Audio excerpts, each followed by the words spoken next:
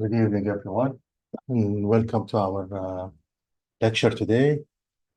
Uh, Basically, some practical aspects of dosimetry with cavity ionization chambers.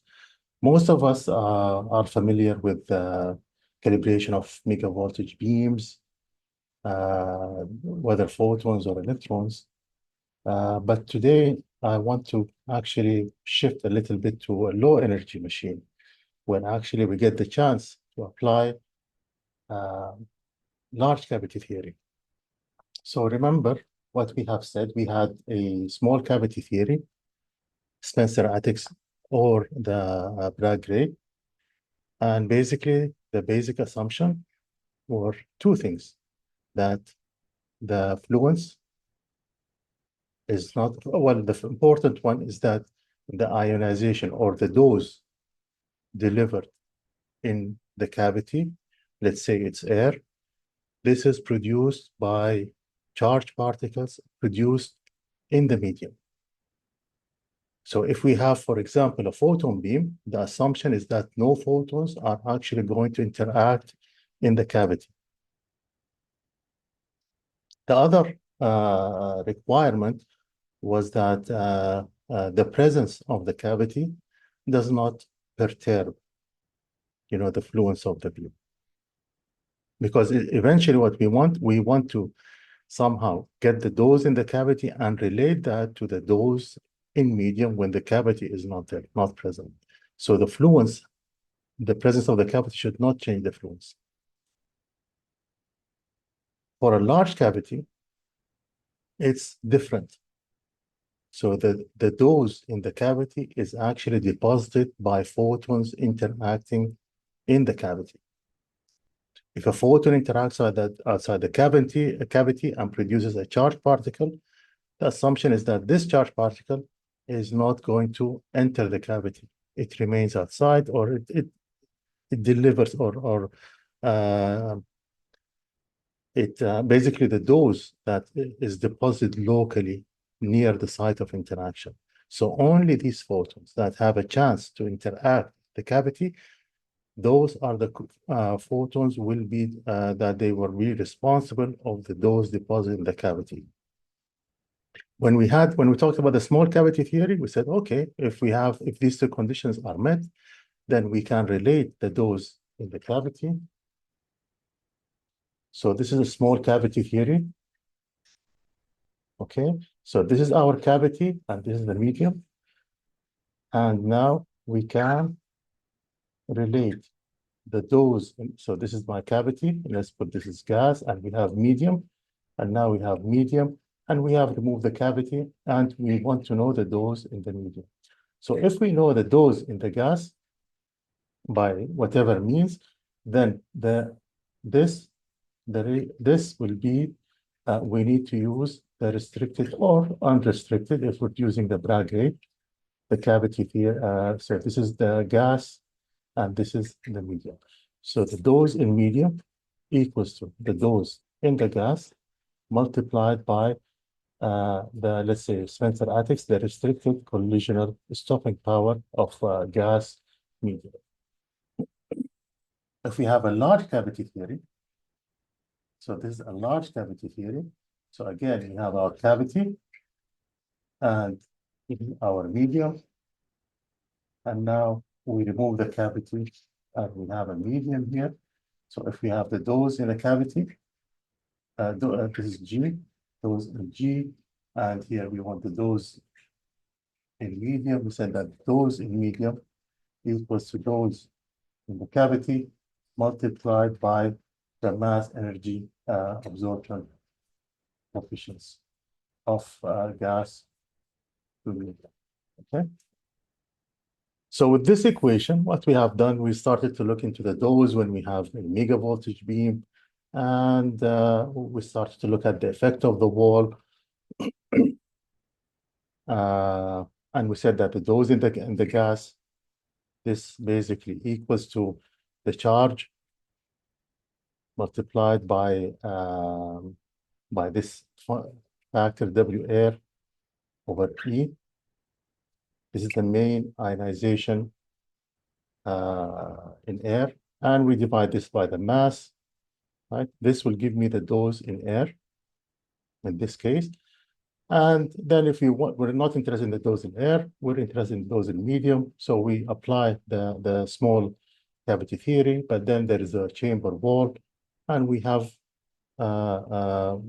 derived actually this the perturbation factor of the wall. And then we said there are other things, for example, the P replacement, which I will talk about it today a little bit, and we have the P central electrode. Also, we mentioned that the charge, usually what we measure is not the dosimetric charge.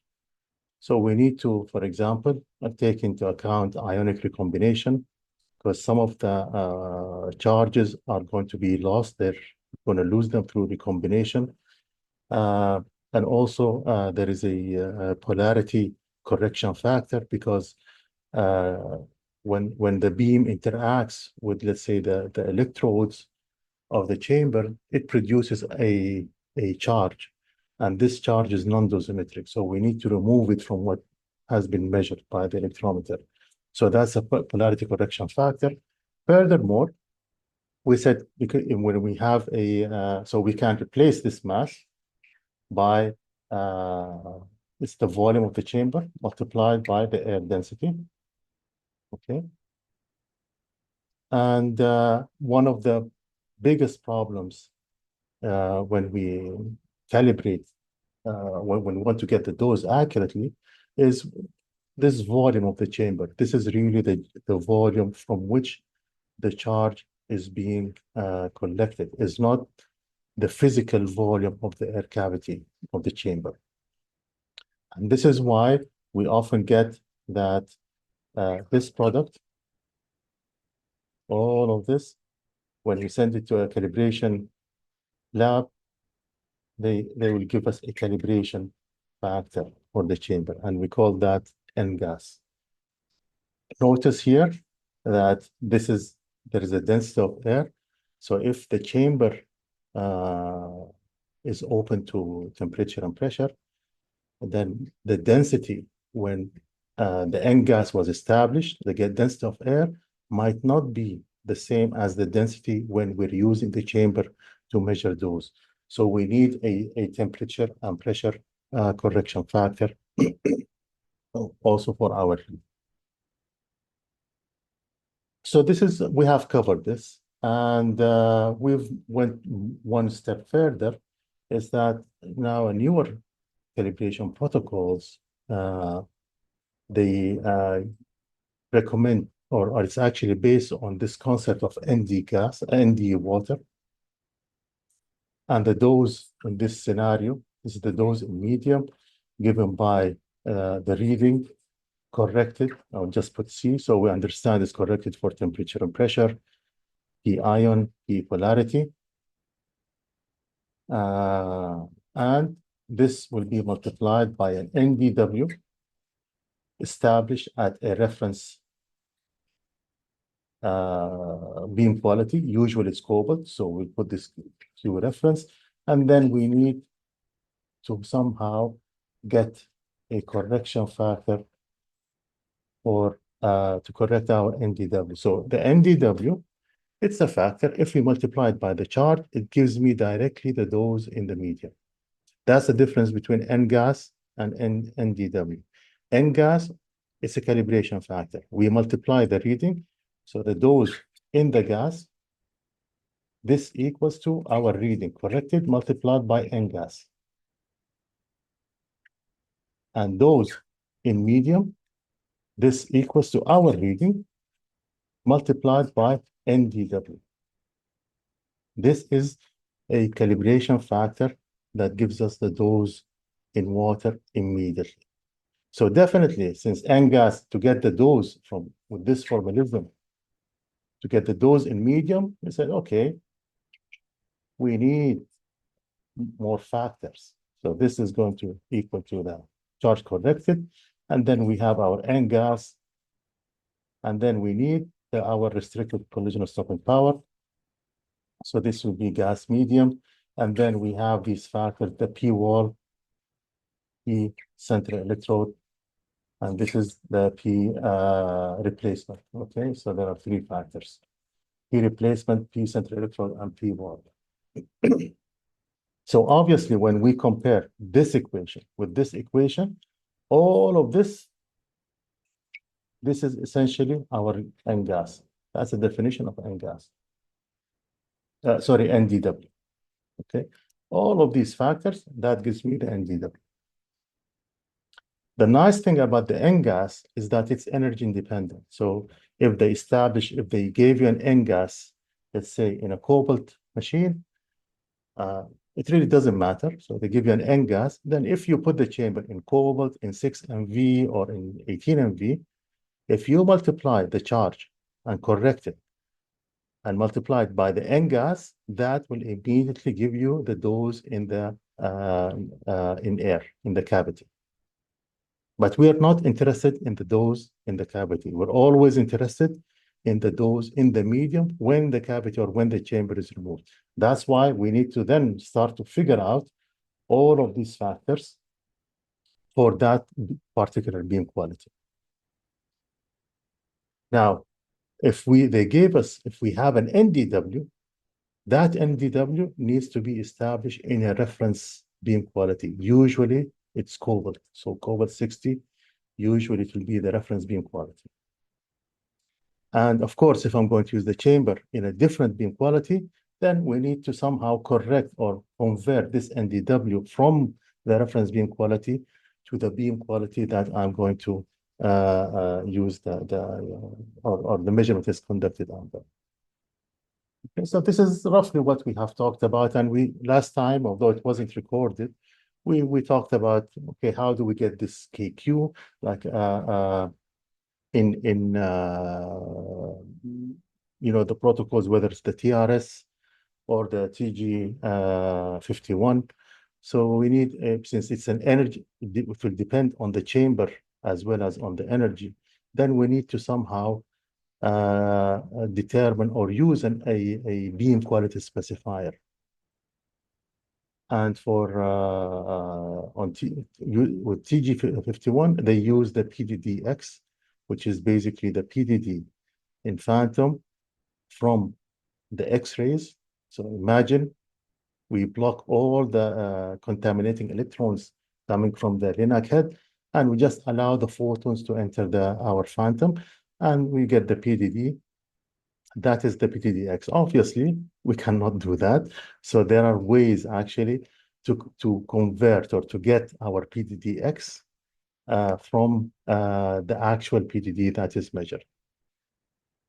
Now, why are we interested in actually the PDDX for photons? Because in the cavity, and usually the chamber will be placed at, let's say, 5 centimeter or 10 centimeter depth where we want to calibrate the beam.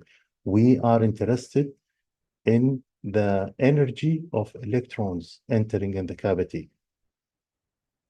So essentially, if the chamber is at depth, then the electrons entering in the cavity, these will be produced by photons interactions in the medium. Any electron coming from the LINAC head, they do not reach our chamber. They will not reach our chamber. So that's why the beam quality specifier focuses on or basically we want to know what's the energy, or somehow it's related to the energy entering in the cavity. That's why the PDD, using the PDD is not a good beam energy beam quality specifier, because different LINACs, although the acceleration, nominal acceleration energy could be 6 MV, for example, but like the contaminating electrons will affect at least the dose at Dmax. So when we PDD, we need it's PDD at 10 actually. That's the beam quality specifier. So when we measure that, the reading at Dmax is, especially if the beam energy is high, it's going to be affected by these contaminating electrons. Now, for the TRS, the beam quality specifier, it's actually cleaner. It's the TPR ratio of 2010.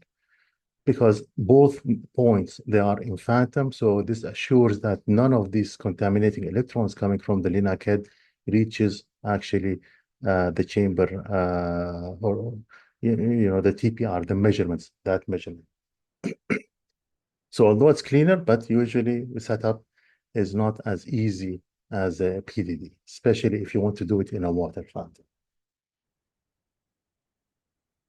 Any questions regarding this? Or should we move on? Okay.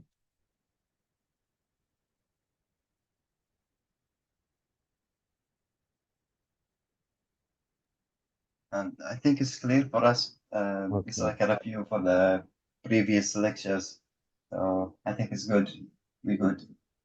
I need someone I will make someone a co-host if they have a computer. لأنه I now see someone wants to enter this, but it's on iPhone. The name is iPhone, and I'm always worried they put something, graphical, not good. So Ibrahim, I think you have a computer, so I'm gonna put you as a co-host so that if لا you انا find داخل من جوال اليوم. والله انتم متعبين انتم. معلش. But anyway, we'll admit him, and then if something happens, I will have to. أنا معايا كمبيوتر. طيب. أسمع خليني أحطك co-host. أيوة.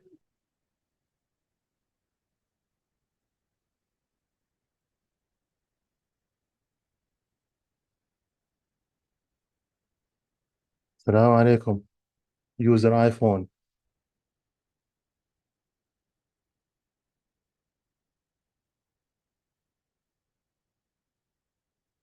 Can you either change your name or maybe say something? Otherwise, I will have to remove you.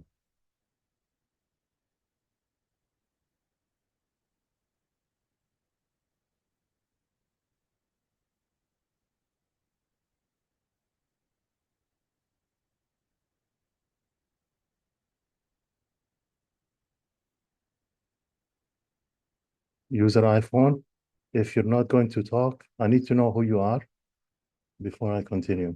Otherwise, sorry, I have to remove you from the meeting.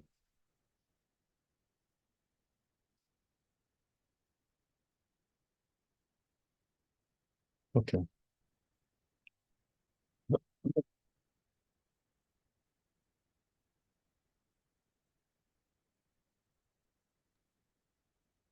علقت في ها؟ الشات تقريبا مشاعل، مكتوب مشاعل. مشاعل في الشات. أنا شلتها.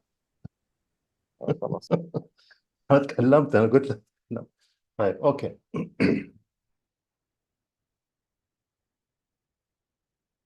So the first thing, one of the correction factors we talked about was the P replacement.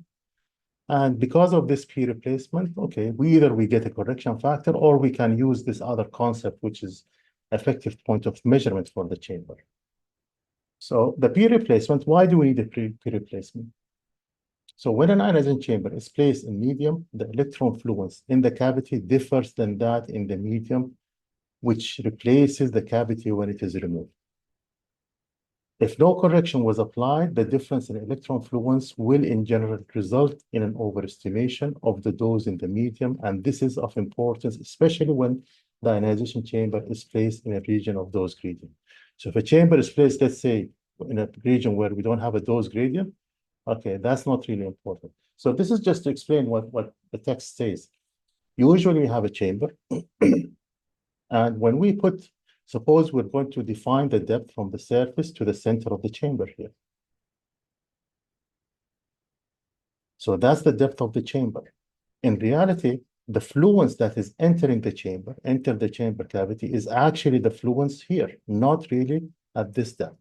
Whereas the fluence at the center of the chamber, when the chamber is removed, is actually the fluence at this point.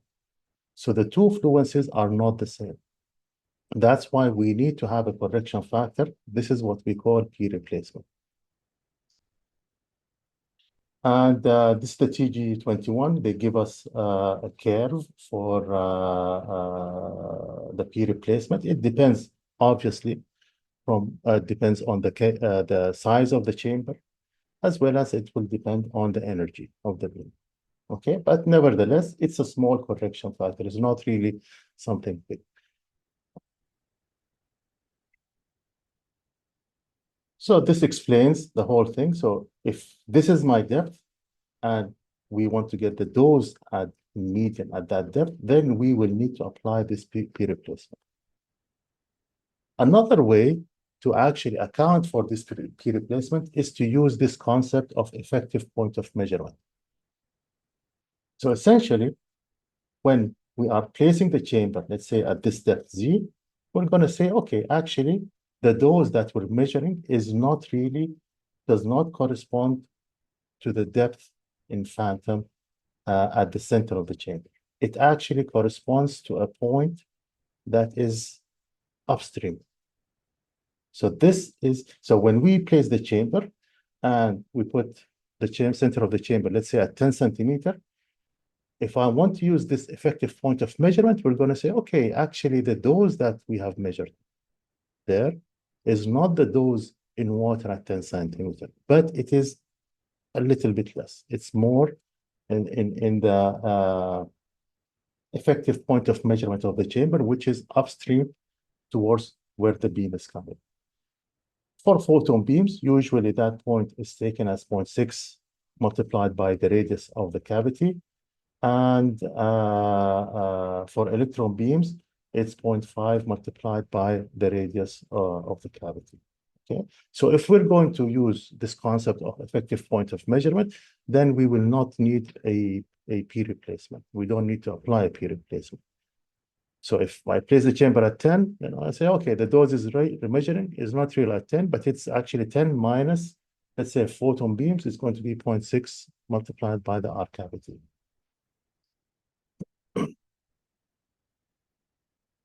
So remember, I'm talking, all of this is related to N-gas protocol,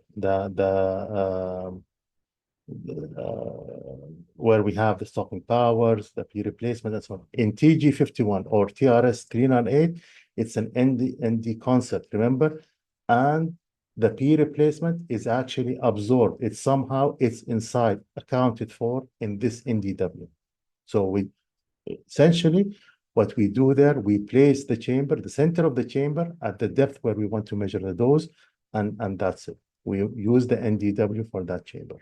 Okay, we don't need an effective point of measurement to get the dose, since the P replacement is included in the NDW. Okay. A practical application of this is when we measure PDDs. When we measure a PDD with a cylindrical chamber, remember, we're looking at ratios of doses, not ratios of ionization. So what practically people do is they actually, depending on how they set up the chamber in the phantom, if they set up the chamber so that the mechanical system reads a depth relative from the surface, then once you get the data, you need to somehow shift the data to account for this P replacement or effective point of measurement. Some other people, what they will do, they will actually set the mechanical system such that the reading of the depth of the mechanical system corresponds to the depth of the effective point, not the depth of the center of the chamber. And I think we talked about this last time. Now, if we're using a parallel plate chamber, the effective point of measurement is actually below the entrance window. So practically, this is what I know from everyone. What they do is they set up the chamber such that the effective point or the mechanical system reading is basically the depth of the effective point of the parallel plate chamber. And all of this is for high energy photons and electron beams. Just to confuse you more, actually at low energy in X-ray machines, the effective point of measurement for the chamber is actually the center of the chamber. So if we have a 50 kV or 100 or 200, these orthovoltage or superficial machines, the effective point of measurement for the chamber is the center of the chamber. Someone would say, why? I mean, does this make sense? Why we have this? Well, remember, in orthovoltage machines, it's a large cavity theory. So the ionization or the dose in the cavity, okay, it's coming from photons interacting in the cavity. So it's not coming from electrons coming from outside the cavity there. And we say, okay, then the electrons hitting the surface of the chamber is different than, when we from center of the in the phantom depth. But here, the effective point of measurement for low energy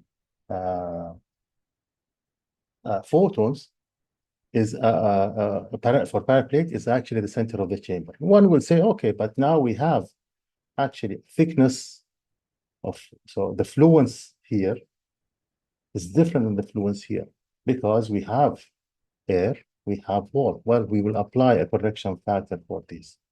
But if we're measuring a PDD curve, for example, the assumption is that this correction factor is going to be the same. It's the same attenuation or missing attenuation or difference in attenuation will be at all depths in the phantom. So we can just take the ratio of the readings without applying, any correction, provided that we set up our depth to correspond to the center of the chamber. So if you have an orthovoltage machine, okay, it's actually better to set up the mechanical system such that the depth corresponds to the center of the cavity. Okay, if we're doing mega voltage, then we set up the mechanical system such that the depth corresponds to the depth of the point below the entrance window. Okay, makes sense? Any questions? Okay, ionic recombination. I was hoping to actually talk more about it, but I couldn't find the article. But so I think you know what it means, but I wanted to point out to one thing. Is when we have high, so we usually apply, the 2 voltage technique to account for ionic recombination. And we said depends if it's a pulse beam or it's a continuous beam. The two formulas are a little bit different. But ionic recombination, actually, when the dose per pulse, when the ionization density is very, very high, we can no longer apply, this simple 2 voltage technique. The reason comes because of the free electrons. I've said in the past that when we have ionization happening in the cavity, we are going to get electrons and positive charges. And these electrons will find somehow an oxygen molecule in air. So they will attach themselves to an oxygen molecule. And because of that, we end up actually measuring or collecting either positive or negative ions. In reality, okay, there is still a fraction of electrons that do not get attached to oxygen molecules. And this means that we're going to have negative ions and electrons. And the difference is that electrons, because they're so small, when we apply the potential, these electrons, they will be quickly actually collected. No recombination happens. And we're left with positive ions and a lower density of negative ions. And recombination then starts to happen between the positive and negative ions because they move slower in air. So using the 2 voltage technique we might end up with an over correction for ionic recombination. I've seen, for example, it could be 10% more than what is, the true ionic recombination. I think Bogue has some articles that deals with this, and this specific thing is really relevant today when we're dealing with IORT machines. So these are interoperative electron beams that are usually placed in ORs. And the dose per pulse for these machines is very, very high, much higher than that for a typical linear accelerator. So ionic recombination, one has to be careful. We can no longer use the 2-voltage technique, and this causes a lot of problems. For example, when we want to measure PDDs, even a simple relative measurement, that will cause a problem. And that's why the recommendation when you measure PDDs is you need to use a very small chamber, so that the distance between the electrodes is very small. You're not giving any chance or lowering the chance of recombination happening. So a pinpoint chamber, or there is, I think, an advanced ATIX chamber, which has a electrode separation of 1 millimeter. Those are recommended when you want to measure PTT measurements there. So that's what I wanted to talk, but I wanted to talk more about it just to show you the formula and how it is applied, but I couldn't find really the articles for this. So, I apologize for this, but maybe in the future I can add some information about how to apply ionic recombination in high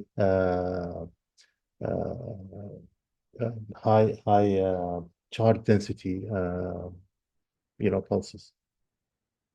Sorry, doctor, for the interruption, but I did not really catch up why it is really recommended to use 1 millimeters chambers. Okay, you have ionic recombination, right? Yeah. So what you want to basically collect the charge before they recombine. Okay? Okay. So if you have for example, a 2 millimeter or 3 millimeter chamber, so if it's our chamber, okay, I would apply plus 400 volts. We have our positive and negative ions, okay? So this is going to move there, this is going to move there, right? So both of them will travel a longer distance before reaching the electrode. Oh, so we want to reduce the gap. This is the main idea. Yeah, because if the the distance is larger, then okay, maybe actually we're going to lose them. There is a higher chance of losing them, of recombine. Yes, understand. Yes. Okay, so one way to reduce this ionic recombination, okay, instead of using a 2 centimeter, okay, let's use a 2 millimeter, let's use a 1 millimeter gap. Of course, it comes with a price that the signal is going to be lower. But anyway, ionic recombination for these beams, or to do even relative dosimetry, or use a pinpoint chamber. Pinpoint chambers, they have a volume of 0.01 cc. They're very, very small. So this is the idea. Use a very small volume chamber so that we can get or reduce as much as possible this ionic recombination. Okay, understood. Thank you. Okay. Polarity correction factor. I don't think I have slides here. I thought I was planning to put slides, but I talked about it last time. And I said for polarity correction factor. So we know what a polarity effect, what causes it. It's mostly those electrons. So we have this is our electrode, right? And we have air here.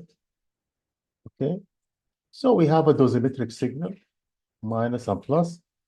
But what could happen is that we could have a photon coming, and instead of it can interact actually in the electrode, and when it does that, so we can get an electron coming out, and maybe the photon is scattered. But the point is that we are left with a signal here.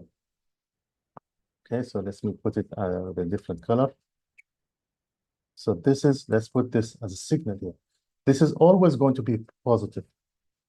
Why? Because electrons, we're knocking out an electron from the electrode. So we'll end up with a positive charge. So when we put a potential of, let's say, plus here, positive potential, this negative charges are going to go there, the positive are going to go here. So our reading, when we read, The reading here will be this charge, the dosimetric charge we're interested in, plus also we have this charge that is non-dosimetric. And this will be our signal. This is our signal with plus. Now, when we reverse the polarity, we're going to measure, we're going to get the negative signal, but again, we're going to get this additional plus signal. So you see, in one scenario, it adds to the charge, and the other scenario, it reduces the charge collected. And the dosimetric signal is this, because this corresponds to the ionization happening in the cavity. So that's why we take two readings, plus or minus, and we take, we subtract them, divide by 2. That will give me the true dosimetric signal.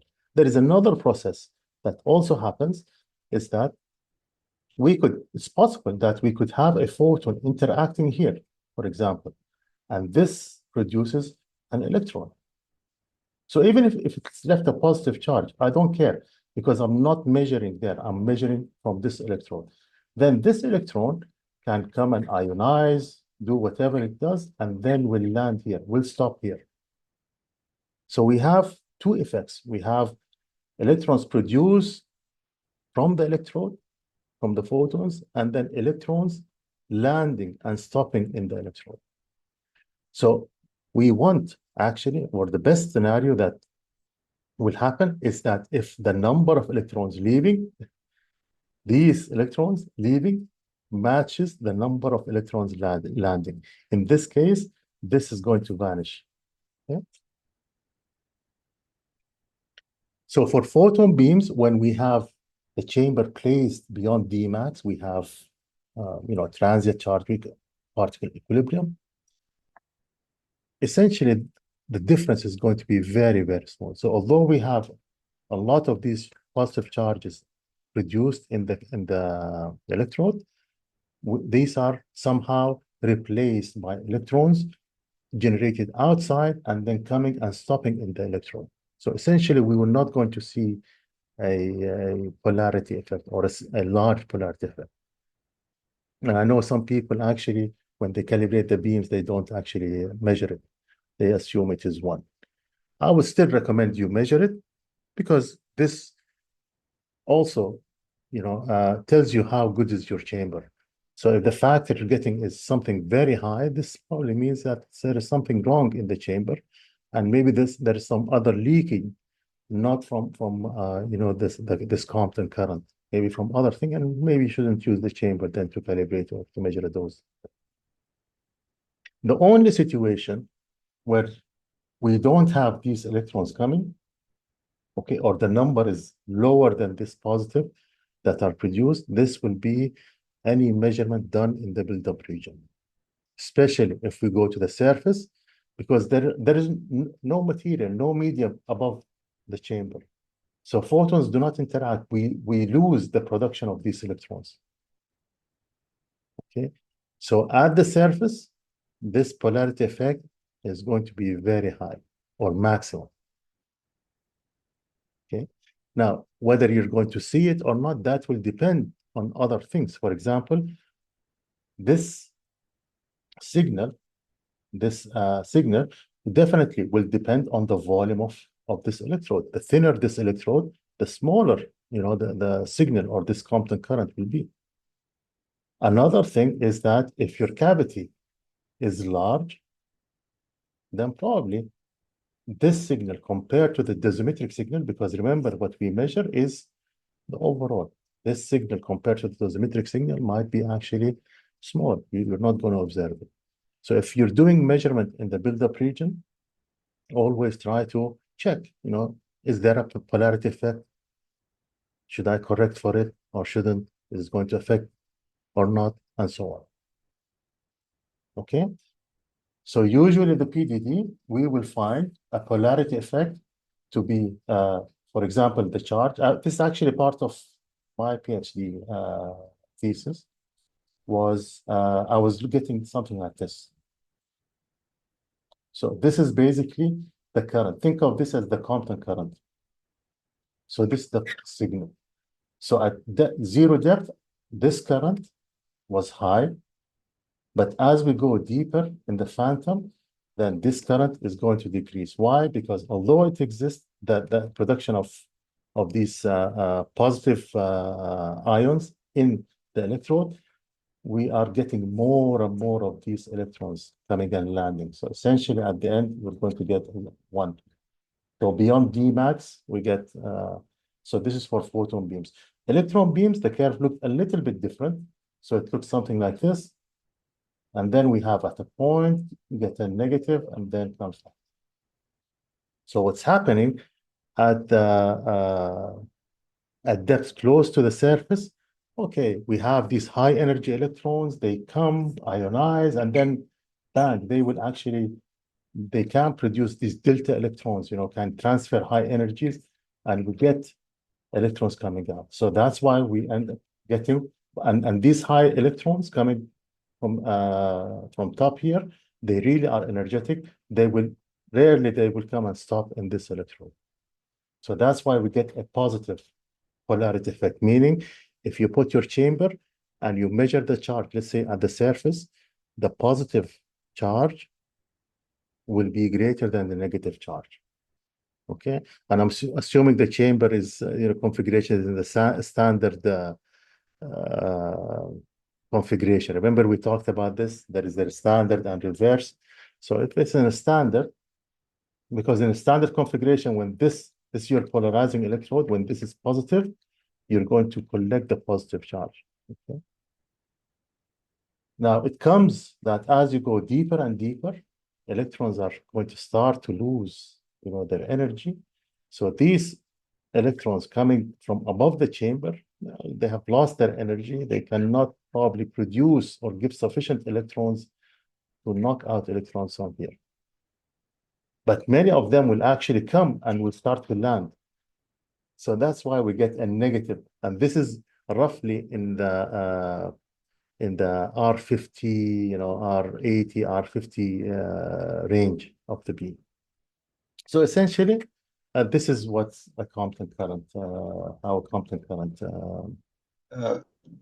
Doctor, why do we have the electrons going up again in the curve? Where? The curve you just drew for the electrons. Here? Yeah, like why they're going because now the electron we don't get. I mean the fluence of electrons is going to be lower, going to be reduced. يعني imagine احنا we started with مثلا million electron from the surface. As we go deeper in the phantom and we are at that, at R50, R20 range, not all of them will actually reach that depth. So it's just that the fluence actually, it's caused because the fluence has decreased. I didn't catch it. Sorry. So it's going because for me I thought this is okay. this part is okay. The Okay. second Now part here, because this the is delta okay. electron, This is okay. delta electron. That's This delta electron. This is okay now. We Yeah, understand delta why we're getting negative. Yes. Okay. But then So why now, is up? Asmani. Okay. Hold on, Muhammad. As you Okay. go deeper and deeper and deeper, okay? Now the number of electrons reaching the electrode is going to decrease. Yes. Yes. Okay? So the Compton current is also going to decrease. It's still negative. It's okay. It's still negative, but it's decreasing until no electrons reach the electrode, and then we don't have this polarity effect anymore. Oh, I see. Okay. Okay, So it's okay, I just see. related in the number of electrons now landing here is going to decrease because they have a less. range, or that's what's happening. Okay. Okay, I see it. Thank you, Yeah. Doctor. Okay. Okay, so this is just this. I love this equation. I love this more than the TRS equation because it has the physics. You can see, for example, the cavity theory. You can see, the corrections and so on. But this is essentially the dose in medium. Okay. And this is what I have mentioned at the beginning. Okay, the relation between the NDW And in gas, it's just somehow all of these factors are hidden in this NDW. And then, okay, what else? Yes, so the last thing is that this is the problem with NDW. It's not a problem, but anyway, it's just that it's energy dependent. So when you get a certificate, you need to know the calibration. What's the energy? What's the beam for that energy?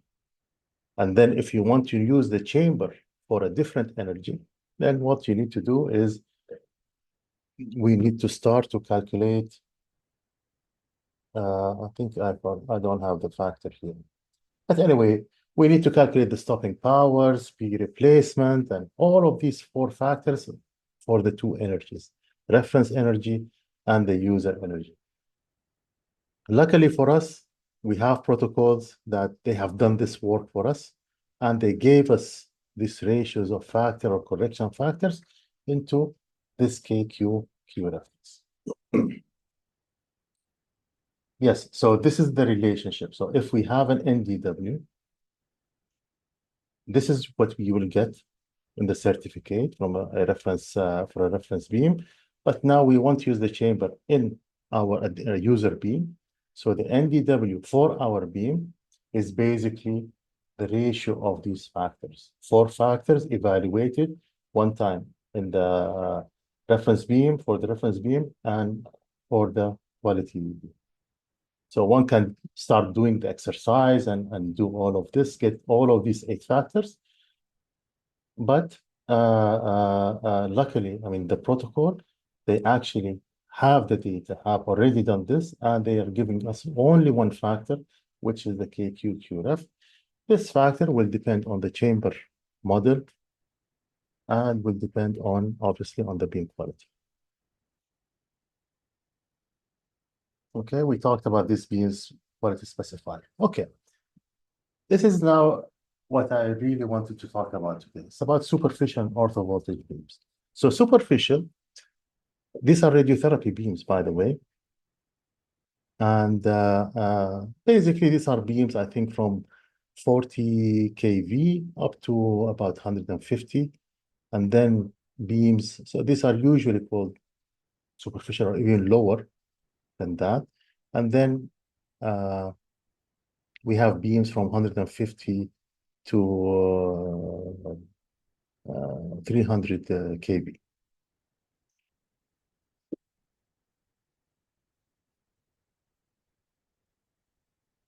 So the first thing is, okay, let's put the equation first of all, okay? If you look into, let's say the AAPM protocols, that's the TG61, they give the user actually 2 methods to calibrate this beam. So remember what we want to do. We have a beam, we have our beam, we want to determine the dose, let's say, at a point. We have a beam. Calibration, meaning we want to measure the dose at a specific point. Maybe for a specific field and also for a specific distance from the source. So they give the user 2 options. One is an in-air method, meaning that you place the chamber in air, not in phantom. You place it in air, and somehow from this signal that we're going to measure in air, we're going to figure out what is the dose actually in the phantom at the surface. So this is an in-air method, okay? And then we have an in-phantom method. This is applied for beams from 100 kV up to 300 kV. In phantom, we place the chamber in the phantom, in water, at 2 centimeter depth. That's how we should do it. And we are going to get the dose at 2 centimeter depth in the phantom. So these are the 2 options that are given to the user for in air, I mean, for determining the dose. Although I think for these energy ranges from 100 or 150 to 300, they only say, look, you have to do it in phantom.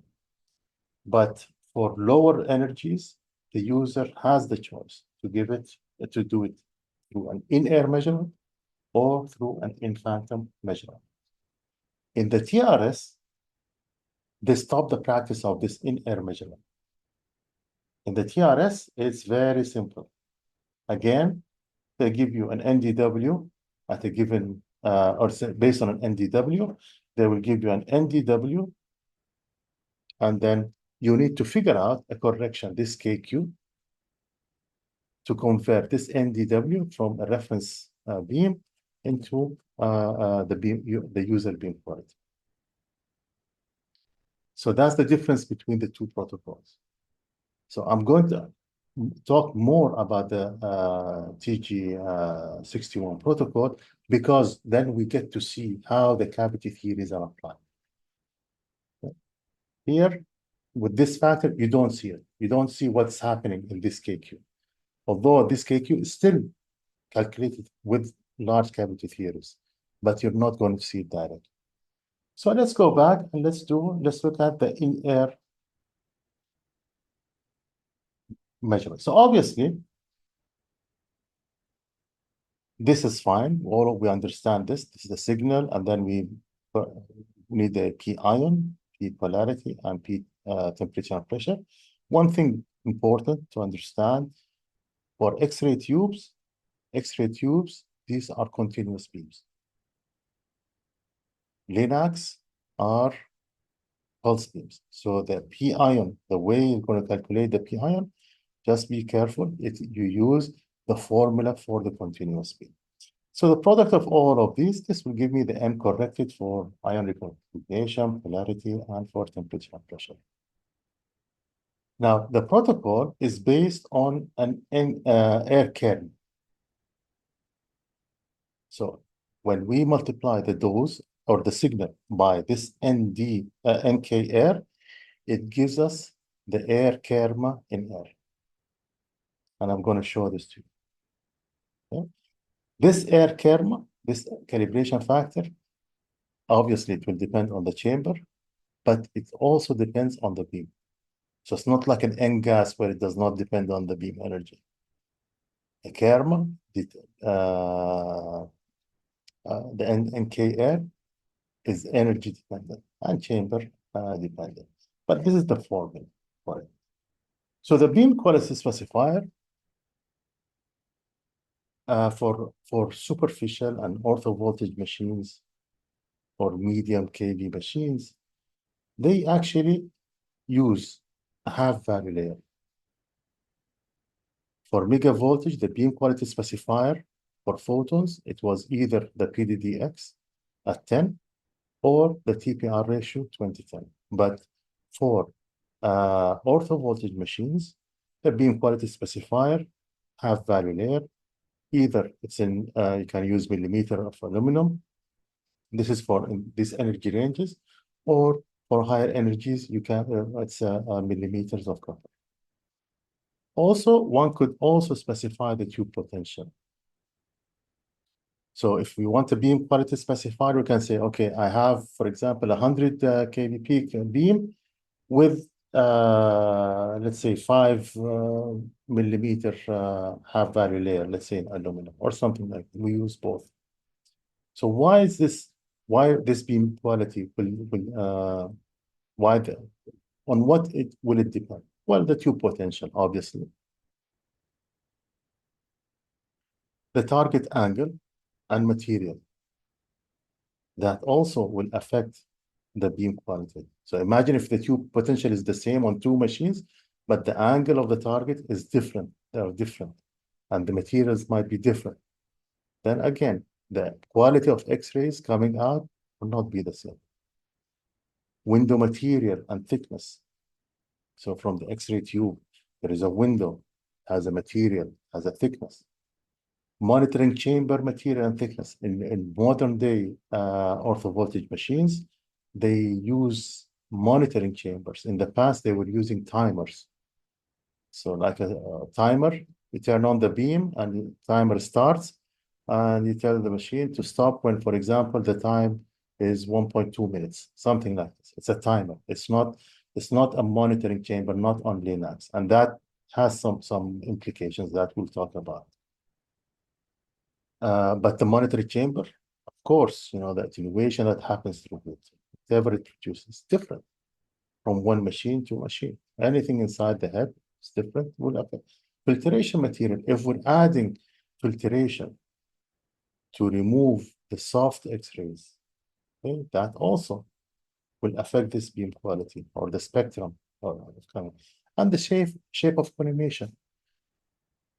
Because in ortho voltage machines, probably you're not familiar with the ortho voltage machines, and maybe I'm mistaken, but this is how it looks like. So this is an X-ray tube, but this is not a diagnostic machine X-ray tube. Okay, there are things that are a bit different there. And how it's done, we use an applicator. We attach an applicator, and then this applicator is directly placed on the patient's skin.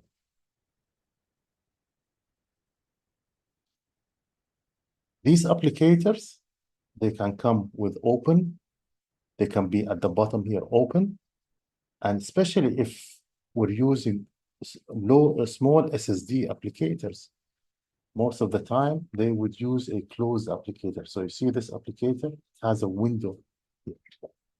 And the reason is because of the inverse square. You know, imagine we have this is our field, and it's open, and now we're putting a patient. So what's happened? We have this like this. Okay. So although we think this is at 20 centimeters, this is the end of applicator. Let's say this is at 20 centimeters. This could be a 2 millimeter, 3 millimeters. So actually the surface of the skin might actually be closer to the source. And inverse square will be an issue. It's not like in external beam in LINAC where we're dealing with 100 centimeter. 100 centimeter, if you you position the patient at, let's say, at 99.8 or even 99.5, not really a big difference in the dose. But as the SSD decreases, the inverse square becomes a problem. So the solution, what they have done, they said, okay, we're not going to have an open applicator. We're going to have a closed applicator like this with a window. So the skin, this will be in touch like this with the skin. So that is to maintain the SSD. I hope this is clear to you. Okay. So these are, and it has some implications that probably we'll need to mention. So the idea with ortho voltage machines is, so this is the half value layer. This is the beam quality specifier, half value layer measurement. So they really want someone to take, some precaution when they're doing a half value layer measurement. So first, one needs to actually put a monitoring chamber, especially if you have a machine that's based on a timer, you need to have a monitoring chamber. And then we have an attenuated material. You start to add thickness to this attenuated material until you draw or you get the half value layer curve, the attenuation curve, and from there you determine HVL1 and maybe HVL2 and so on. And the ionization chamber has to be closed. So first thing is you need to use an energy independent device. So ionization chamber is the end gas or it's energy independent. Okay. Why? Because this adds filtration. If we put 1 millimeter, the spectrum of photons reaching the spectrum in terms of energy will be different than if we put, for example, a larger thickness because of beam hardening. Okay. So we need to have a device that is energy independent.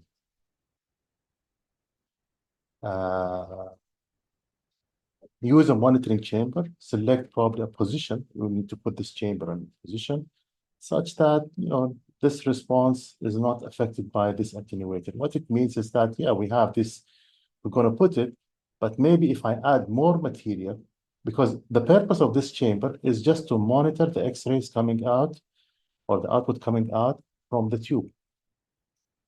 Now, if I add materials here, we're going to have backscatter photons for sure. So now if this chamber is very close to this attenuator, then in addition to the photons coming out from the target, from the X-ray tube, okay, in addition to that, we're going to get photons backscattered from this attenuator. So that's why one has to be careful when you do these setups. So this is the in-air method for determining the dose, as I mentioned, and this method could be applied, I think, in all range from 40 kV to 300. You place the chamber in air, get a signal, a reading there, and then we apply this beautiful equation. Okay? I love this equation in order to determine the dose in the factor. So what are these factors mean? Okay, let's understand the physics behind it. So obviously these you have no problem with. NK air is basically an air kerma calibration factor. So basically when the signal multiplied by the air kerma calibration factor gives me the air kerma in air. In this protocol, there are sometimes air kerma in phantom or in medium and air kerma in air. The difference is the following. Air kerma in air, it means that, okay, we're measuring the air kerma in an air volume surrounded by air. And if we say NK medium, for example, what do we mean? It's meaning we're measuring the kerma in small volume of medium. Now, how is there surrounded by air or by medium? So it makes a difference, a small difference. But in this factor is basically, it's the air kerma in air. So it means we're measuring the kerma in air, in a small volume of air, and this small volume is surrounded also by air. So all of these factors, what they're going to give us?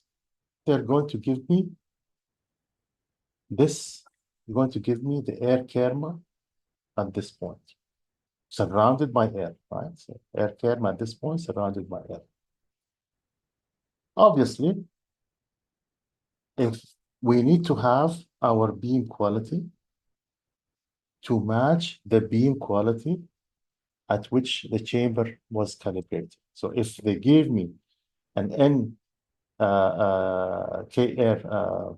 kerma calibration factor for a beam quality Q, let's say this beam quality is at the calibration lab, and suppose as a user, it happens that the beam I want to measure the dose at also has the same beam quality, same half value layer, same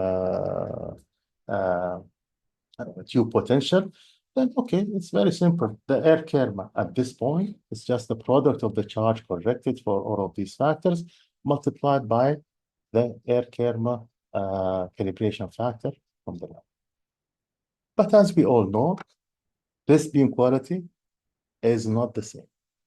User compared to the calibration lab, they're not the same. So we need to figure a way how to compare this to our beam quality. So if we have a different beam quality, so the effect of photon scattering from the chamber stem is included in this N K.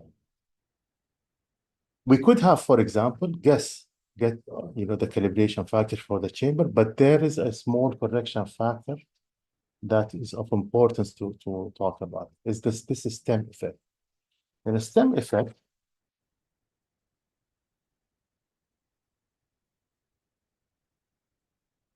we are interested to get the kerma. This is air surrounded by air. We are interested to get this kerma. Okay. In reality, when we do the measurement,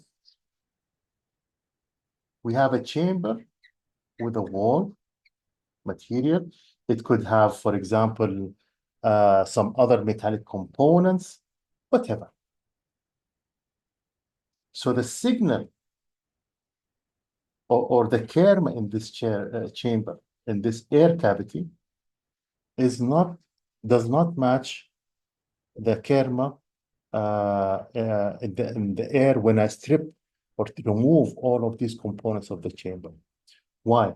Because imagine if we have this the wall, well, we could have a photon coming and hitting this wall and then coming and ionizing the chamber. Remember, we're talking about a large cavity theory. So the ionization in the cavity comes from photons, right?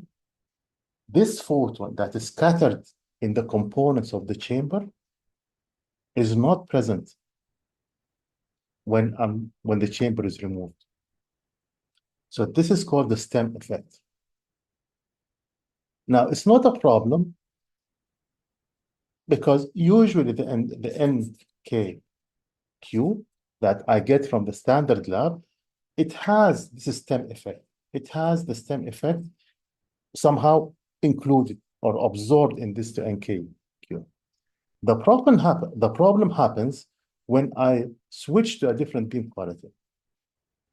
When I switch to a different beam quality, okay, the scattering of this photon, the effect of this stem is going to be different because the beam energy, the photons, think of just simple terms, the attenuation coefficients is different. So the probability of a photon interacting here is different than a photon interacting when the chamber was in the calibration energy. So I have a different energy. So the probability of interactions, the direction of the photons when they are scattered, where are they going to go? Which direction is also affected. So the problem is the stem effect in my beam, in the user beam, is different than the stem effect from the calibration lab, beam. So that's why we need to actually somehow correct for this.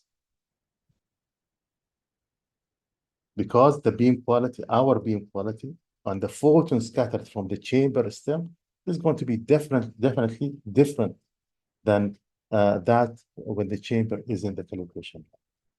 So this effect that corrects or modifies the stem effect, this is called P-stem error. Okay? Note that if I had the same beam quality as that in the standard slab, then by definition, this stem effect is 1. Okay? So this is a correction in the difference or for the difference in the stem effect from the chamber, from the calibration condition, and in the user, beam quality and so on. It also is affected by the field size. So for example, if the chamber in the report, they said, okay, this is the chamber, this is the half value layer, or the beam quality, our beam quality, and the tube potential, and the field size was 10 by 10. Okay, or it's actually in diameter. So I'll put, for example, let's say a 5 centimeter diameter cone. Now, suppose in our clinic, we want to calibrate, or our reference field is actually a 10 centimeter diameter cone. It's not 5, or maybe a 7. And still the beam quality, the half value layers and the beam potential are the same than the calibration value. Then still we were going to have a stem effect. Remember, this is in air. So if you think of a chamber like this,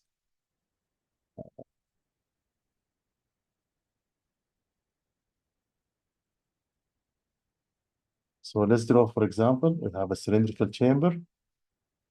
Okay, and here this is metal, then we have a cable, whatever. So in the standard slab, okay, the field size was this. That's the 5 centimeter diameter. Now, when we want to apply or use the chamber, we're going to use a reference field that is larger. So you see, the stem, there is a difference between the two conditions, even though the beam energy is the same and tube potential or half value layers and tube potential are the same. So it's also, you have to think, field size, is it the same or different? If it's different, probably there is a stem effect. And this needs to be established through a measurement. So I haven't seen a calibration protocol. Usually when a user sends their chamber to a standard calibration lab, they will probably calibrate given NK for different beam qualities. So for example, for 4 beam qualities, not like, for example, high energy mega voltage, where we get the NDW for cobalt. No, they will give you a chamber, NDW, NDK, NKW, let's say for beam quality of this half value layer, and then another half. So we'll give you 4 and 5, because usually you will not have the same beam quality. And in the protocol, whether it's on the TG61 or from the TRS, there are no tables. Not like, okay, the KQ is just from a table. We grab a beam quality specifier, look at the table, and we get the factor for that chamber. No, it doesn't work that way. That's why they provide you calibration for different energies, and then they give you a ways to, okay, interpolate between the two, and so on. So I think they also give you this P, they will provide the user for this P stem. So that it corresponds to the stem effect at the reference conditions, beam quality and field sizes. And then in the protocol, they give the user a procedure to calculate the P stem for the chamber, knowing the P stem from, provided by the standard slab. But anyway, we start to understand this, okay, it's just a small correction factor that we need to apply because the conditions are a bit different. So what's the next step?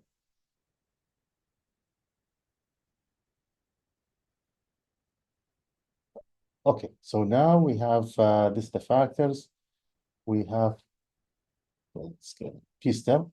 That's okay. Confused slides a bit reversed. This is really, the important factor that I want to talk about. This is if we know the dose. So the kerma and dose for low energies, they are the same. I was thinking, scratching my head, kerma is energy transfer and dose is energy absorbed. But actually for these KV energies, because the electrons, they will deposit their dose locally. So the kerma energy transferred is essentially energy absorbed. And I think these are even the collisional kerma. So the dose and kerma are the same at these energy levels. But remember what we said. We said, okay, for these energy levels, the dose in our chamber cavity, in that air, is produced by photons interacting in the air. So if I'm going to replace that air, this small air here, I want to replace it by a medium, water. What do we need to do? We need to multiply the dose here by the mass energy absorption coefficients ratio of air to water. So this is a direct application of a large cavity theory. Remember, in the mega voltage, we had the dose in the cavity or dose in gas. Okay, it's a small cavity. We multiply it by the stopping power ratios. Okay, but here it's a large cavity. We're multiplying it by the mass energy absorption coefficients, and this will give me the dose in air. Still, it's the dose in a small mass of air, still surrounded by air. Here we had air surrounded by air. All what we have done, this air, this small air, we just replace it by water. Doing this. So now the last step is, okay, this is not how we want to calibrate our beams. We want to calibrate our beams such that we know the dose when we have full scattering condition, in a phantom, and so on. And this relationship, the dose in air, dose medium in air to dose in this is the backscatter factor.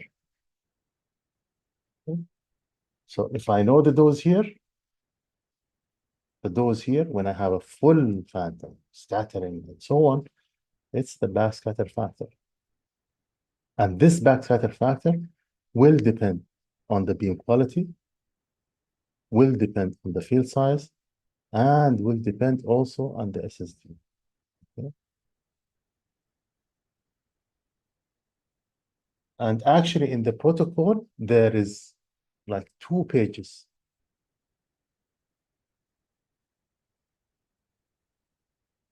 There are like 2 pages of data on this backscatter factor. And this is not a negligible factor. This is a very, very important factor when we're doing ortho voltage calibration. Very important. So let me try to open the protocol just to show you. Could be like 20, 30%. It's not something insignificant. If you forgot it, you would, I mean, you're okay. No. Okay.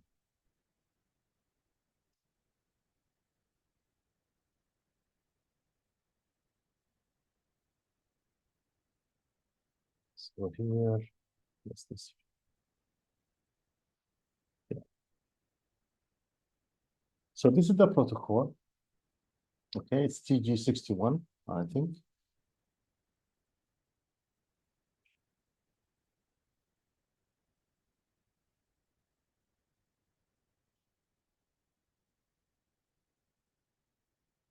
So this is the ion recombination.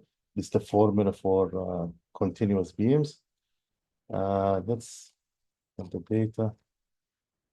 Okay, here, these are the data for the mass energy absorption coefficients. They're a function of the half value layers, whether you have in aluminum or in copper. Then we go and pick the appropriate value. So here, this is where my glasses. So this is the backscatter factor. You see 8%, 7%. This is at another SSD. And as I think the field size increases, we expect what is half value layer. Okay, these are the energies. So we want to go to the higher energy. Because lower energies, we don't get a lot of Compton scattering. So that's why we're expecting the factor, to be small. But as we increase the beam energy, the factor is going to increase. I just wanted to look at something like this. It's 30%. So if we decided here, for example, to use a diameter of 10 centimeters to be our reference, and we forgot to multiply, we're doing an in-air calibration, and we're specifying everything in terms of those two medium, in the phantom, and we forgot to multiply by the backscatter factor.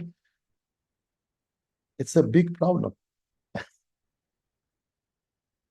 It is a big problem. We're probably going to overdose the patient by 30%.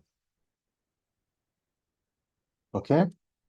So this is one thing, we shouldn't, people should not really brush off. Okay, so makes sense now, this equation. It's a beautiful equation because it's an application. For me, I like it because it shows the large cavity theory, how it is applied. Still, the issue for me for using this equation is this P-stem. Still, they ask the user to measure it, and for me, I don't like that, So they actually mention it or specified in the protocol how it should be done. But doctor, this B stem, it's only in the large cavity theory for this low kV voltage, yeah? Or No. the kV beam. This is stem effect. The large cavity theory is this factor. Okay. These are now we're starting to apply correction factors. Yes, Okay. but this is only for the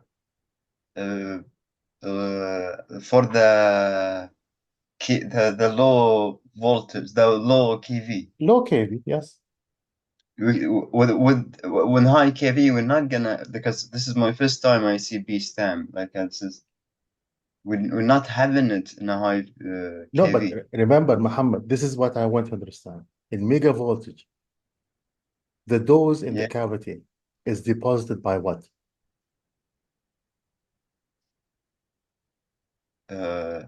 What do you mean? And Very simple. The dose in the cavity. photons. Sure, is this when we're doing mega voltage beams? Then the electrons, the reason for the mega voltage now, Mega voltage beams, the dose electrons. is deposited by electrons produced in the phantom. Yes, Right? that's mega. So the Yes. production of photons, the production of electrons will be the photons, fine. But what deposit the dose in the cavity are Electrons. these electrons produced in the cavity. Photons do not interact in the cavity. That's the assumption. Make sense? Yes. Okay. In large cavity theory, photons are responsible for producing this, for causing the dose, right? Yes. So now if I have a chamber cavity and then I have a metal piece next to it, okay, Okay. photons will interact with this metal piece. Agree? Agree. And then electrons They will, come. yeah, but electrons will not, because the electrons' energy is essentially zero. Okay, they will be locally there. It's not the problem is not the electrons. The problem is the scattered photons from this metallic object. They will enter the cavity. Yes. Okay. Now, when they enter the cavity, they will ionize the cavity. Okay. When the chamber is not present, these photons that are scattered from the metal, they're not present. They don't exist. Yes. So this is the stem effect. Yes. It's the photons, right? Why we don't electrons? Why, I mean, for mega voltage, why we don't have? Remember there, nothing is Because interacting with the cavity. So whatever is coming from outside, and then we account for it P wall, whatever. We do these other correction factors. Yes. Yes. I see. Okay, makes sense now. Okay. Make a lot of sense. Yes. I want you just to understand what's happening. This is the beauty of this equation rather than the TRS 398 with one correction factor. Okay. Yes, I agree. It's so beautiful. Yeah. Okay. So the stem effect. We're going to always have a stem effect with the chamber, but this P stem is okay. There is when the stem effect in the user beam and the field size condition is different than that when in the calibration condition. Because if we had a stem effect for the chamber in the calibration lab, this will be somehow included in this NK. It's there. Because what they do, they know, for example, the kerma at a point, and then they place the chamber. Okay, they take the charge. They say, okay, this signal multiplied by this factor gives me the kerma when the chamber is not present. This is the NK. NK, you multiply the charge by NK, it gives you the kerma at that point when the chamber is not present. So if there is a stem effect, this is included in the NK. It takes care of that. The problem happens when our beam quality is different than the calibration beam quality. This stem effect is not the same. So we need to, for example, somehow remove the effect of the stem for our chamber in the calibration beam, and then replace it with our stem effect that corresponds to our user. This is basically this P stem. It's a correction factor for the stem effect that is in this NK, this thing. That's the whole idea. Okay. Okay, so so now we have okay, this is here the yeah, we've finish this. This is now, we said this is the large application of large cavity theory. And now all what we need is the backscatter factor. This will give me the dose. And since the backscatter factor for these low energy beams, okay, this backscatter is basically going to give me basically the dose and the phantom surface. Now for the in-phantom method, basically the chamber now is placed in the phantom. We're going to take a reading here, and we need to somehow get the dose at this point when the chamber is removed. So this is the dose equation. Again, we see an NK, and we see, our large cavity theory. Okay, it's there. The only difference is that they have now these two other factors instead of the stem effect. So what are these two factors? So they have the PQ chamber. This is an overall chamber correction factor. Remember, when we place the chamber, we have a stem effect. We have even the photons, like the beam quality, the photons, the energy and their direction might be actually different. Not only the stem problem from the stem effect, but even the photons or the direction is going to be different since we have a different beam quality. So this is an overall correction factor. So it's an overall chamber correction factor to account for chamber response from calibration beam and user beam, taking into account displacement of water. Still, we want the fluence, let's say, at a given point, but the presence of the chamber displaces water. Okay, so imagine if, I should remove but this is the but imagine we want the dose at a point at the center of the chamber, at this depth, corresponding to the center of the chamber. The air and the wall, they attenuate differently than, the medium above our point. So they displace part of the medium. So one way to account for this change in fluence because of the medium is the PQ chamber. It also accounts for the stem effect or the differences in stem effect, and maybe it will account change in energy and angle distribution of photon beams in the phantom. Okay, so this happens when we have a different beam quality.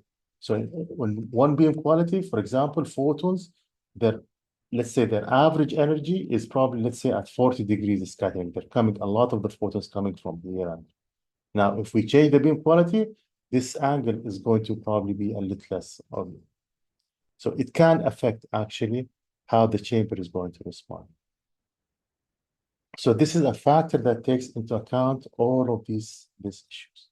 Now, sometimes this is a sheet. Sometimes, in this method, remember the chamber, you're going to place it in a phantom. So you probably sometimes need to put in the chamber a protective sleeve. So that it's a waterproofing sleeve. That could also have an effect at these low energy levels. So then we need some sort of a correction factor for this. It's called the P sheet. So here, imagine this orange layer. This is like a piece of plastic, or it's a protective layer. So it's not only the wall of the chamber, but something we need to add to have the chamber waterproof. This probably is not used if the chamber we're doing the calibration in air. Okay, we're not worried about this, but maybe when the chamber is in water, maybe the manufacturer requires us to actually add a sheet like this. So we need to take this into account, the correction factor. Essentially, what these factors they do, they just correct for this fluence, what happens, the changes in the fluence there. But the rest is, yes, but the rest, once I know the kerma here, I can use the large cavity theory to determine the dose. Okay. Okay, I should have changed this equation. But essentially, if we know this kerma here at the cavity surrounded by water, that's why sometimes we distinguish it's kerma in air surrounded by air or kerma in air surrounded by water.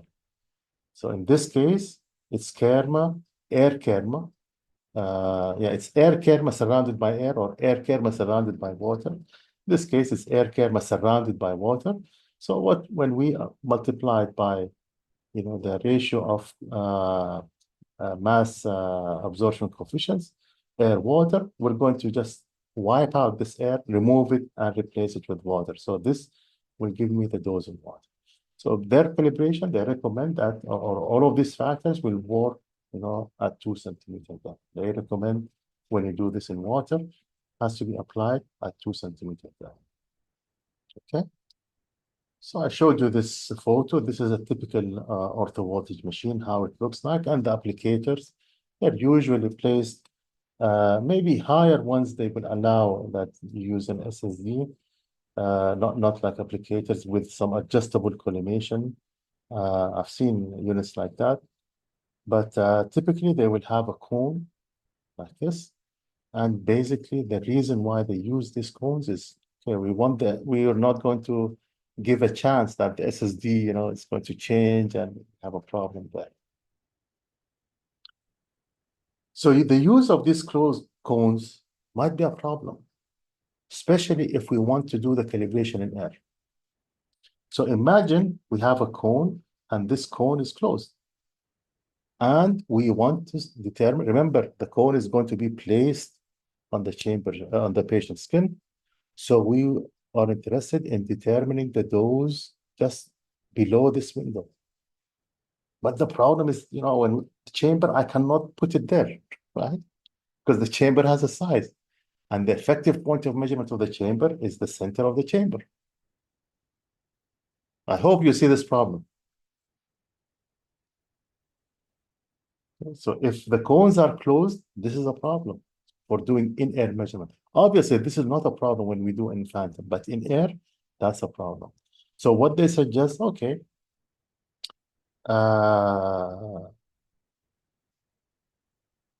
we probably need an inverse square factor.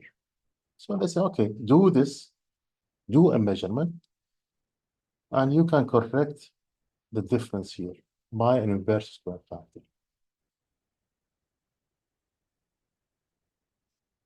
Not a big deal. But the problem is, okay, where we need to know, or the source position to apply this inverse square factor. And it's often that the focal spot or the point where the photons are produced in the X-ray target is not the effective, source position. Why? Because a lot of things. We have the scattering within the cone, scattering within this exit window, and so on. So that's why one needs to carefully measure this location of an effective source. Similar to the electron beam effective source measurement, we just place the chamber, try to put it away from the window and start to put it at 5 centimeters from, let's say, the window, take a reading, 10 centimeters, 20 centimeters, and so on. And then you try to fit the data to an inverse square equation by, okay, what's the appropriate effective SSD or distance that will make this inverse square law work. So that's how you determine effective source position.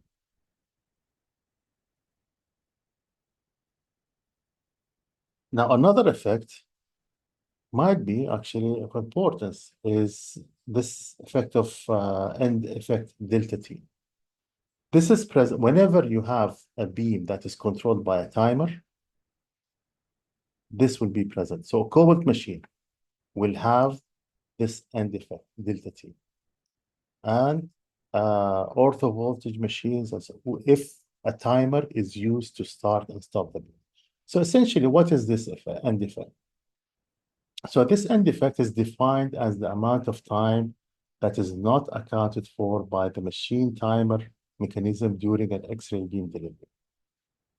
The way I like to see this or to understand this is, suppose we start our timer now, give beam. The question is the dose rate, the maximum dose rate. Is it going to be instantaneously present when I just press the beam on, or it will build up until it reaches a maximum. So it will need some time. It's like when you're driving a car. You know, you want to jump to a speed of 100 kilometers per hour.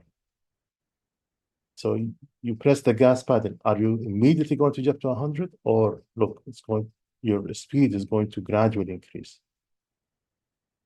So this is the same thing. We want, what's the maximum output? When is this going to reach this maximum output?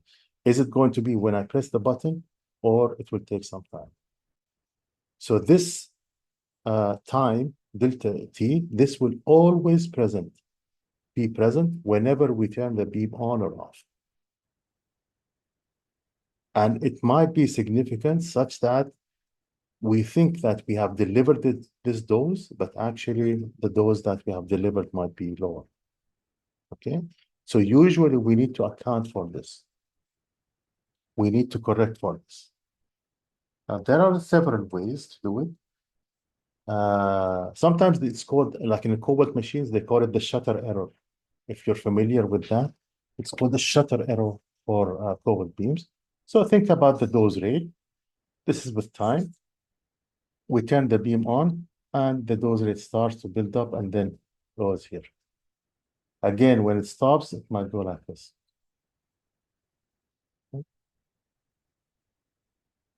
So this gradual buildup and this gradual or maybe fast build down of the dose rate.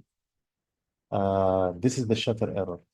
And this will be present regardless of, the treatment duration. If I put, let's say I want to treat 1 minute, we're going to have something extra. If I'm going to treat 2 minutes, still this extra is still going to be the same.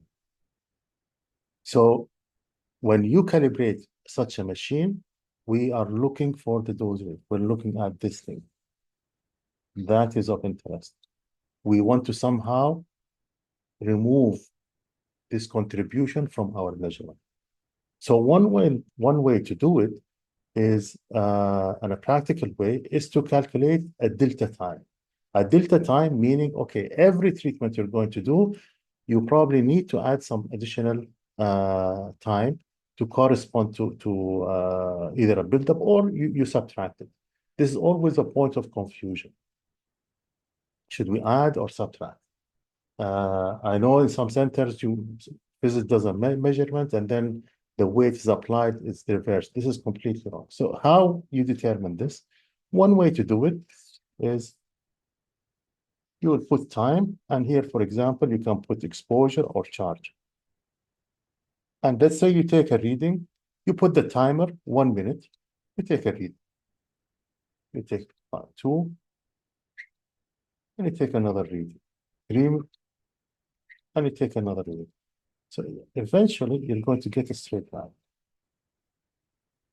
If you did not have this timer error or delta error, this straight line, if you extrapolate, should be at time 0, it's going to be 0. But if when you extrapolate, it does not intercept this line at 0, this gap, this is called the delta T.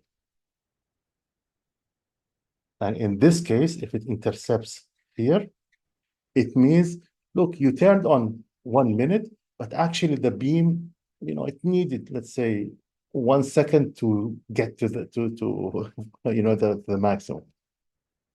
So if you want to treat, a patient and you want to deliver a dose where you have calculated the dose rate when, or the output, when the dose rate is maximum, then probably you need to add. So when we treat, we calculate, okay, this is based on the dose, and we know the dose rate. We divide, this will give me the time. So the time ends up, for example, to be 30 seconds. So when we treat the patient, we need to actually put 31 seconds. We want to put this 1 extra second just to account for this lag of buildup. So this 1 second will always be added. if we have a patient where the treatment time when we calculate it it's going to be, let's say, 1.3, let's say 90 seconds, still we're going to add 1 second. No matter what, if treatment is going to take if we calculate we need 10 seconds or 100 seconds, we are always going to add this delta t. It could be negative, so we could also have something like this, and the intercept is actually be in the negative. So it seems, and when it's negative, is that the beam is jumping very quickly, right? It looks like this. So we need to subtract a little bit of the time because the timer did not start, timing, and the beam actually quickly, the dose rate became high. So there is a delay. You can think of it, there is a delay of the timer. So anyway, this is important because this delta t, this is going to happen whether you have a dose rate of, you're going to deliver, let's say 1 minute, 2 minutes, doesn't matter. We always need to add this delta t. So one recommendation is we need to measure this. So one way to measure it is you can do the scale, put different on the timer, put 1, 2, 3, 4, and then extrapolate to this axis, and this will tell you, okay, this is the delta t. If this happens to intercept the axis at 0, then you should be okay. You shouldn't be problem. Another method to do it is you could, for example, I think the equation is delta t, delta, I think. This is equal to M1. I like this equation more. It makes more sense to me. E1 minus M2, delta T2 divided by M1 minus M2. Yeah, this is the equation. So basically what we're doing here is, suppose we want to get the dose rate per 1 minute, a pure 1 minute, a correct 1 minute. So one intelligent way to do it is, okay, let's take a reading, 30 seconds. We know the reading that what we have measured will include a delta t, this end effect, because we turned the beam on, and then we turned and went off. So there is this effect of delta t in our reading. We don't know, did the dose rate immediately go to 0 when I turned it on, or it took 1 second to go to maximum, or it took 1 second, or maybe the timer got delayed. I really don't know. But I know whatever data, whatever reading I got, it will have this one end effect for sure. We take another reading, you at 1.5 seconds, 1 second and 1 minute and 30 seconds. So the first reading, 30 seconds. The second reading is 1 minute and 30 seconds. So the second reading, again, will have this delta t in it. But when I subtract the two readings, that is actually the dose rate for a pure 1 minute. This delta goes up. So essentially, this is the equation. Okay.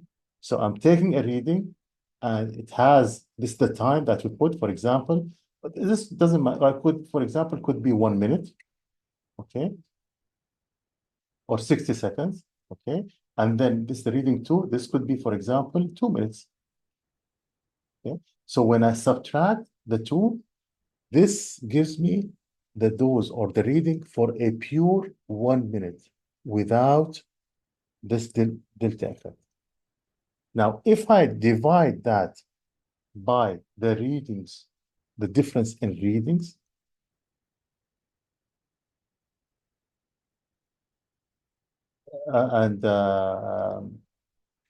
it will give me actually this end effect, the delta that we're looking for. Okay.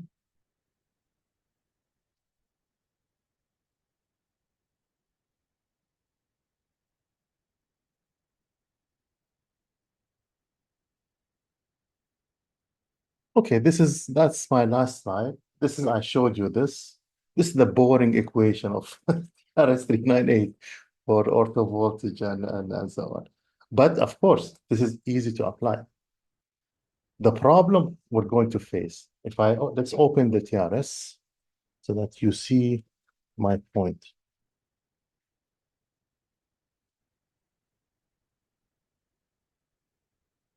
So this is the TRS, and let's go to this section. See, they give us for megavoltage, they give us, the KQs, and we're quite happy with that. But when we go to this section for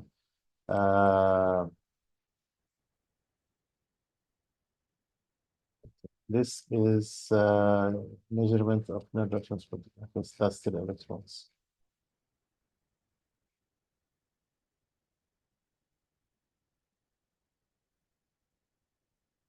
Okay, so here it is. This is low energy, kilo voltage. And the basic principle, everything is going to be done in phantom. Nothing is in air, okay? This is here. Although their previous protocol, they actually allowed for in-air measurement and so on, but their approach in this protocol is everything is in phantom, okay? So this is one table. What is this here, okay? And air thermal calibration factor for PTW as a function of, okay. And here they tell you, okay, what's,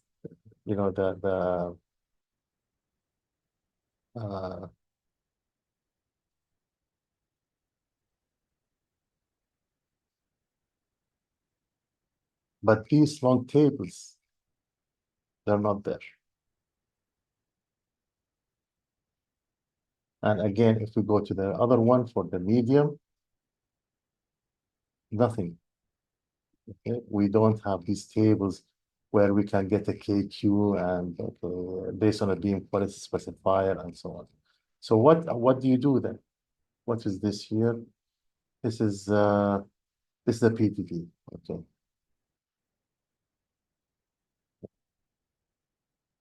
So how do you then, if your beam quality is, definitely it's probably not going to be the same as the beam quality for so remember, with this type of beams, you will always get the chamber calibrated at different energies. It's not like at the one single energy, and then so usually send your chamber to the standards lab, and they have a long list of chambers, a long list of energies, and you get to select. You get to pick, for example, what energies do you want the chamber to be calibrated at?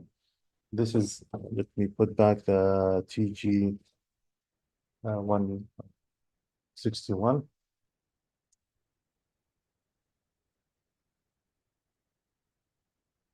Because they have a list of, okay. So here, these are, for example, NIST, National Institute of Science and Technology, and ADCLs. These are, for example, beam qualities that they have. So they have a beam called medium 50, M50. It has a first half valley layer and so on. So as a user, what we do is we look at our beams in the machine, and we start to measure the half valley layers for each beam. And then we start to select, okay, we send our chamber to ADCL, and we try to tell them, okay, we need calibration factors, let's say at 4 energies. We try to select the energies so that they span the energies that we have. Okay, so that's how it's done. So we get a calibration factor for different energies, and we just get to pick. We could select them all, but of course it's going to cost a lot of money. But usually they would make sure that, okay, if we had 4 energies, probably we need to select 5 of these energies, or maybe 6, so that at least our user beams are within the energies that we already picking. So now when you have this and we want to get a KQ, so they send you the chamber with a KQ at these specific energies that you have selected, which none of them will be actually matching your beam energy. So this is an equation. Right? Okay, this is how you can calculate the correction factor. If you know the correction factors, let's say between energy or 40, it's basically some sort of an interpolation. Okay, so you apply this equation in order to get your KQ for your energy.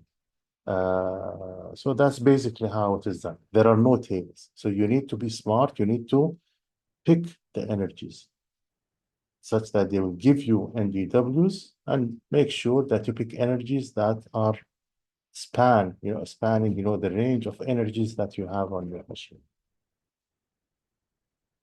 Okay. Any questions? Okay, I'm going to stop the recording.